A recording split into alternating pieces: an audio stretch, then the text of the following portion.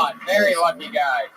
So He's the on Twitter, pipeline Yo goes P. straight Parker. south We love to you, the west is Chehalis. Prince of Wales Figure out the Island, and to puking the bit east so is that it doesn't Somerset make audience Island. members want to puke. George And, Island is for about 250 miles. shit, and fuck yeah, Trevino's the ass police for the night. So, for those of you that signed up that don't have a big fucking beautiful ass, you don't have a nice shitter. I don't want to. Taken 60 years earlier, heading out into the channel into the western side of I pulled another name out It for the was here bucket. that This looks like a newer Amundsen name. Put your hands together for was ruled. Chase Holtman, Instead, everybody. he joined the eastern coast and headed into the Race Strait. This put the ship on the eastern side of Chase Cape Holtman. Island.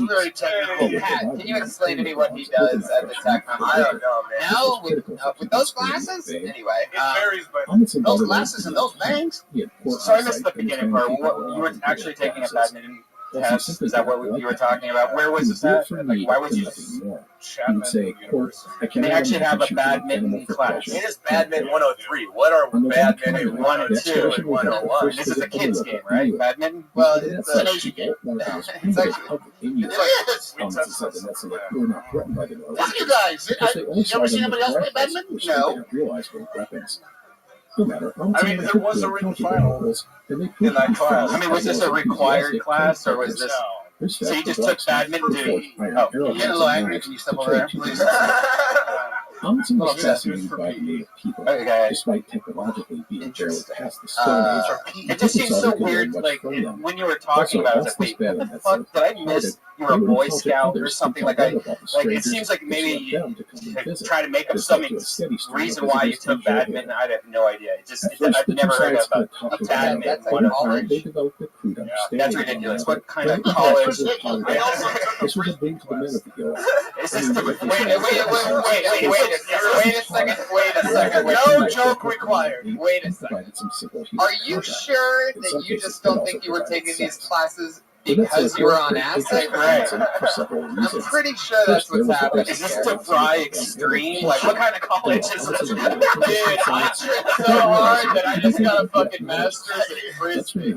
I was doing a scholarship. So he ended up providing us Chase, did you do a lot of drugs? I mean, I'm actually surprised. I thought you were going to be the one guy that we've seen tonight that hasn't done drugs, and then you jump right into, even while taking a college test, you were on acid. There's a flashback. The second reason for us I'm not usually on drugs. was to learn how to survive in this harsh environment. He wanted to know that I don't do drugs except I do drugs. He doesn't do that like your girlfriend. One of the great takeaways from the Belgian expedition for Amundsen was cooked. If there was a heroin addict in the room right now, it what did would not you mean they say? had nothing to teach us. Amundsen embraced this and learned that. That's enough, actually. You nailed it. On Christmas Day 1988, immensely That's the greatest sound effect of all time. You can play it any time. It makes sense that far. whose names I probably could butchering. Whoa, Chase, are you dismissing yourself? What the hell just happened? No more drugs. You're just going to flash back to your seat after all this bonding we've had, Chase? Well, that was cool. Later. You get to dismiss yourself. Chase, what are your parents like? Where are you from? I've always been in SoCal. My parents are kind of hippie, parents. Amundsen had him teach the team. This is your parents, right? Okay. Chase, you can be anything you want to be, Chase. We'll go out there and do it. We support you. Chase, here's $30,000 for badminton clay. Knock yourself out. Check out the frisbee class. After that, they would continue to pretty accurate. To serve the Northwest Passage. I got a degree in hacky sack. But two. We'll tackle that story next time. Whoa. So that is it for today. Chase, you got to write it before you start talking, buddy.